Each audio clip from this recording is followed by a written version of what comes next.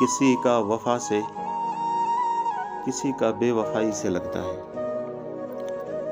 کسی کا وفا سے کسی کا بے وفائی سے لگتا ہے، کسی کے صبر کا پتہ زباں کی لمبائی سے لگتا ہے۔ کیوں سارے رشتے یہاں مطلبی سے لگتے ہیں؟ کیوں سارے رشتے یہاں مطلبی سے لگتے ہیں؟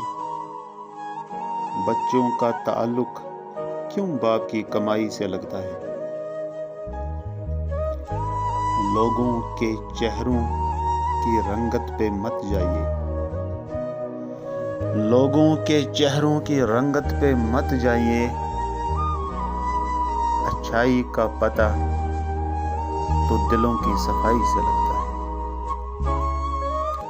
موت تو آنی ہی ہے، موت سے ڈر نہیں لگتا، موت تو آنی ہی ہے، موت سے ڈر نہیں لگتا، مجھے ہاں مگر تیری جدائی سے لگتا ہے۔